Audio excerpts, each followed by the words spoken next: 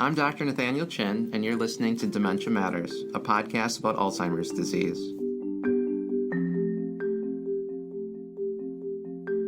Dementia Matters is a production of the Wisconsin Alzheimer's Disease Research Center.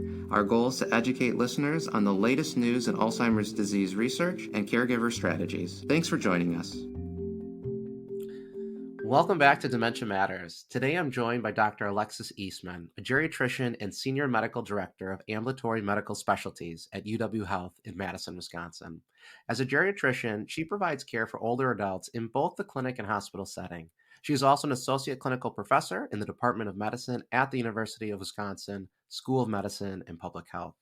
With the end of the year holiday celebration season upon us, I've asked Dr. Eastman to share some strategies and tips for navigating seasonal gatherings and events as someone with mild cognitive impairment or dementia, and as a care partner or loved one of someone with dementia.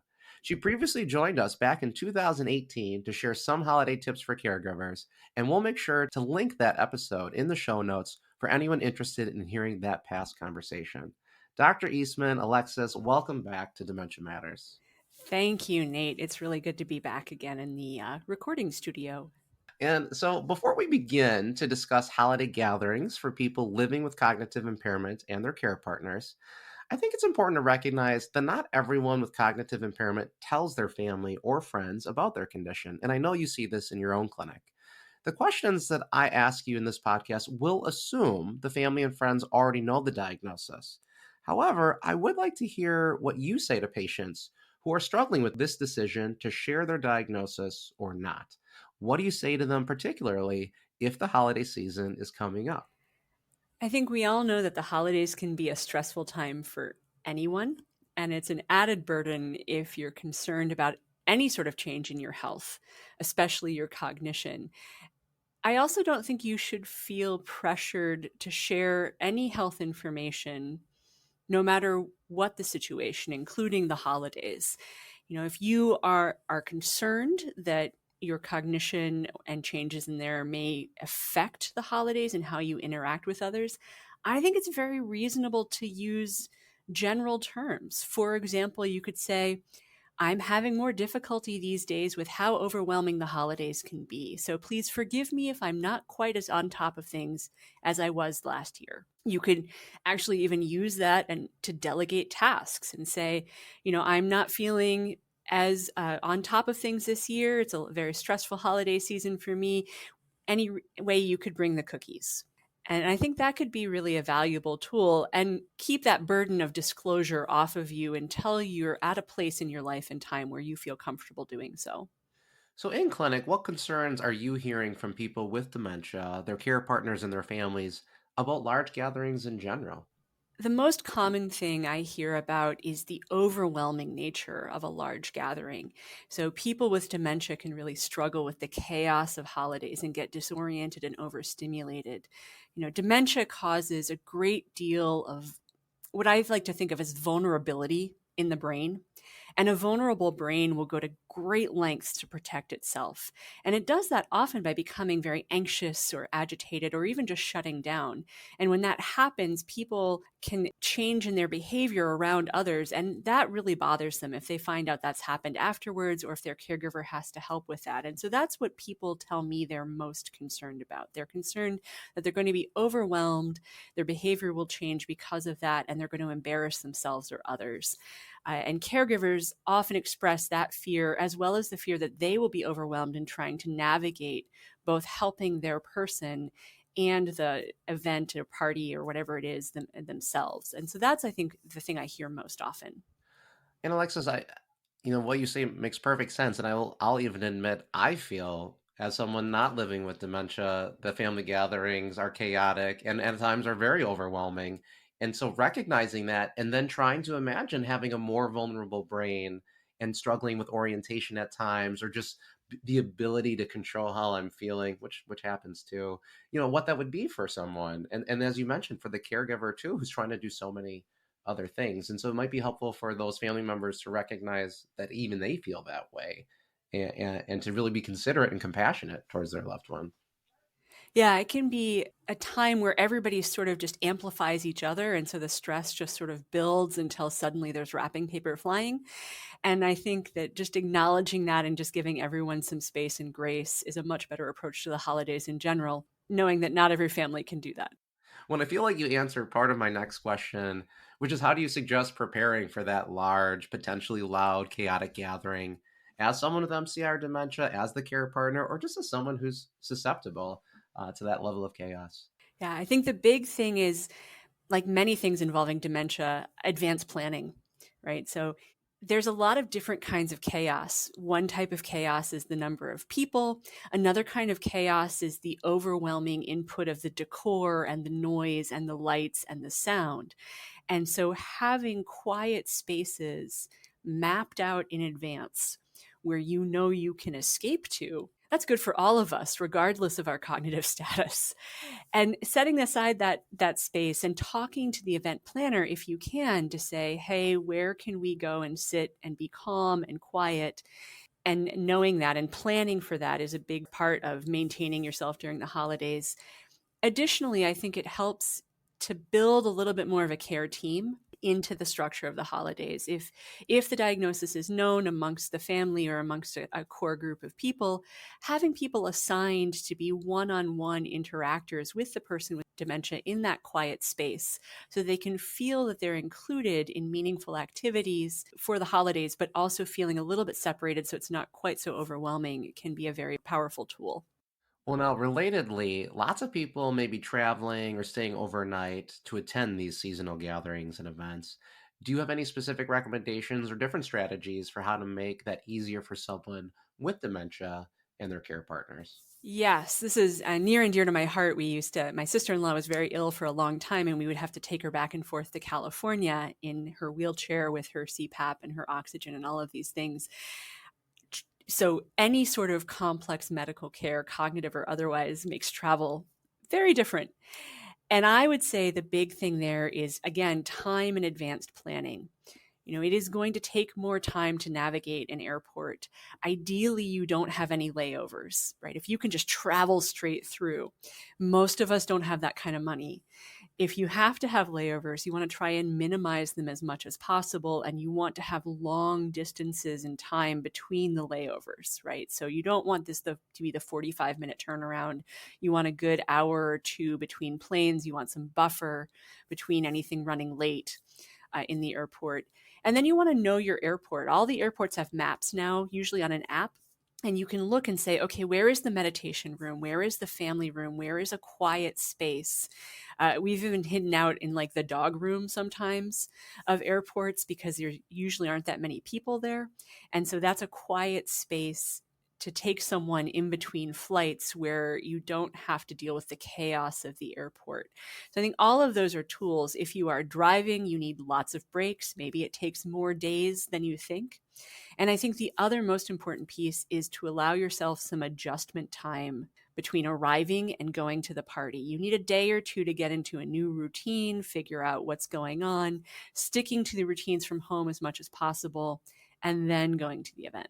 Oh, those are great tips, Alexis. One specific question: do you recommend that families or caregivers call ahead to the airlines to say, we've booked this flight, my loved one has dementia, or is that not really needed anymore? That's a really good question. I think it is always valuable to call ahead and check. The airport may or may not respond to it depending on the kind of airplane you're traveling on, which service you're traveling on. However, some airlines are really good about this, and some airlines say, great, we will just keep that in mind. They'll give you extra time. They may just make sure that they're paying a little bit of extra attention. It never hurts. It's only going to help. And this next question is just because technology and AI and all these tools are out there, and we see this on a pretty regular basis now in commercials and ads. Are there ways that technology can help address any of the concerns we've talked about, or just make it easier, whether it's traveling or being at the large gathering? I really do think so. And I think there's probably even more than I know as the middle-aged person I am. So I think the first place I think of is if it really is going to be too overwhelming to go to whatever event there is, the advent of video calls really is nice because then you can have an established time at which you're going to video visit with the person with dementia and their care team, maybe have individual people come up to the camera so you get that one-on-one interaction, but they still get to see everyone in the family. You can do gift opening or dinner or singing all together as a group, but also live in your quiet space and keep your routines. And I think that's really valuable for people with moderate to severe dementia or people who live in facilities to be part of an activity. But I think there's also a lot of other little ways that things can be easier with technology. For example, my phone will make reservations for me. That's wild. If that's needed, though, that's a very valuable thing. If I need to look something up very quickly, like what time does something open, I can just ask my phone.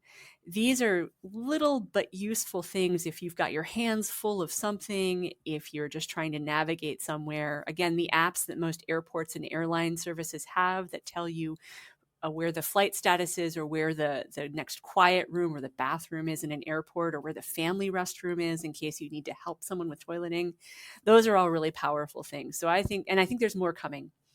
And I think the phone can also serve as your own quiet space as far as providing that sound, that noise that might be soothing and helpful for people. But you're right, the phone alone is an incredible piece of technology. The GPS that's on the phone, we can, keep tabs on our family members. I mean, I air tag a lot of things in life, and people too. Well, what do you say to families that ask, can my loved one with dementia have alcohol during the holidays? Yeah, that's a particularly relevant one because that's a time when people are usually sharing an alcoholic beverage and enjoying each other. It is still best avoided, if at all possible. What I have enjoyed seeing over the last 5 years is the explosion of non alcoholic beverages that look and taste pretty good. And therefore, you can sort of fit right in with the culture of the people having a drink. And you can still have a cocktail, a mocktail, a glass of wine, a glass of beer, and they will be non alcoholic. In fact, you could make an argument that people at any level of cognition should be doing that more at their parties than they are. And do you have any other specific holiday safety tips that you tell families who are actually hosting the gathering, as well as how people can help the care partner of someone living with dementia? Yeah, I think it's really important to focus on simple gatherings with the core traditions, and not decide that this is the year that you are going to copy Martha Stewart's Christmas extravaganza, for example, right? Or the world's biggest Hanukkah bash. I feel like this would be a time to say, okay, what are the recipes that are core to our family? What are the types of activities that are core? What are the pieces of decoration that are core? You want to avoid too much bling, too much light, too much chaos, too much noise, and really keep it as simple as possible. And I think as a caregiver, it's really good to try and delegate to make it meaningful, right? You can use that. You don't have to say, I need help because it's so stressful. You can say, hey, these are these core dishes. Wouldn't it be great if everybody in the family brought one of them so that everybody has input to our collective event? And I think those are valuable things. You can say, oh, these are the core activities. I think everyone should take a leadership role, and take charge of one of the core activities so that we all get to do the things and we all get to be a part of things. And that can take the burden off the caregiver planning and hosting the event, but also keeping the family traditions alive. Now, what are some strategies when things don't go well? So even the best laid plans might not be successful. And so if a person with dementia does become upset, what should either the care partner or the family member just trying to help out, what should they try to do? Yeah, I think again that pre-planning of knowing where the quiet space is and the quiet activities are, having a set of relaxing quiet activities that are effective, and then having designated people to keep an eye on everything and the tone and the tenor of the experience, and to say, oh, it looks like my loved one is having a moment. maybe let's go do something like look at family photos or sing Christmas carols or, talk about stories of the past or do a puzzle or something like that, so that it's not all on one person to constantly be vigilant, but having a team of people strategically in mind to keep an eye on things. And Alexis, I mean, you're really emphasizing, I think, this key part of the team, having your team and having a plan. Because I think you bring up a good point of it, this has to be personalized to the person living with dementia. What are their favorite things? What do they find calming? Bring those along. Prepare to have those. Sort of prepare for the situation and hope it doesn't happen, but be prepared. Yeah, and I think that's true. We see this in every setting when you are a person with dementia or a person caring for someone with dementia. You're going to the hospital, you're going to the shopping mall, you're going anywhere. You want to have more time and you want to have a plan because chaos and overwhelming events can happen no matter where you are. And the holidays are just a brighter, more festive version of sort of everyday events. And I think it's just, you have to have a thoughtful approach always. Talking to you though it does remind me though, I never want to pressure anyone to share information with people they're not ready to share. And I think you did a nice job of explaining that in the beginning. But there are some real benefits of having those you love and are close to you know what you're going through and your care partner, because it does seem like that support, that planning, that help from others can lead to people really having a great and meaningful time, living with dementia. Yeah, I think we are hopefully moving in the right direction culturally to know that dementia is not a moral flaw or failing or because of some past misdeed. I think in the 1980s, everyone thought cancer was because you failed on some level, right? Behaviorally. We know that's not true. And I think that is also not true about dementia, and moving more and more towards a culture of acceptance that difficult diagnoses happen to everybody and we all have to collectively come together to take care of each other is a much better approach. And hopefully that will allow families to come together and support each other too. I always talk with my patients and families about the value of routine. It's helpful to establish daily routines because it grounds us, it orients us, and it requires less brain energy. And so, in a similar fashion, holiday traditions can be important and tap into people's long term memory.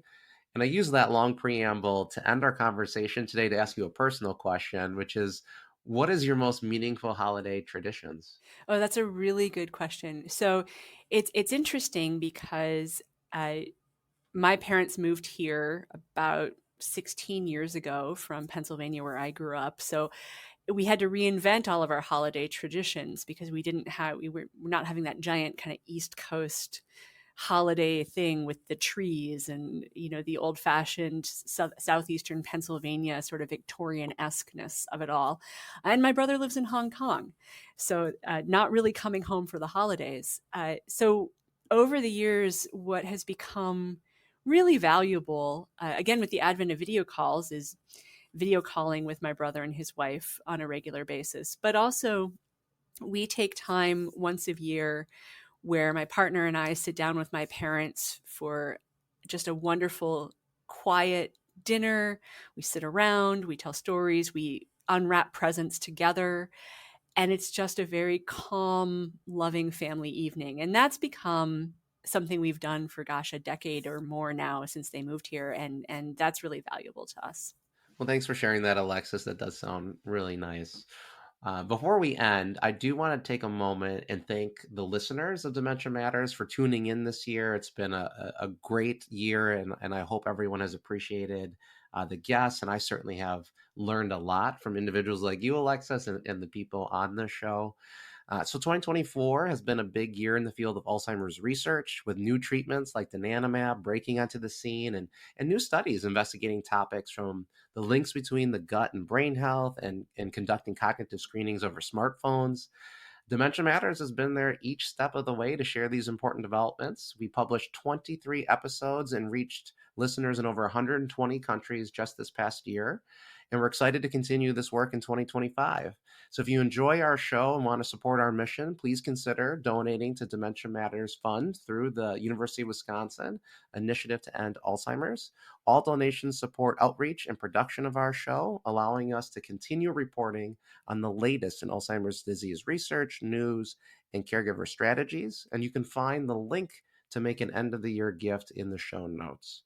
And with that, Alexis, thank you for being our final guest of 2024. I know I will be having you on again in the future, but I hope you have a wonderful holiday too.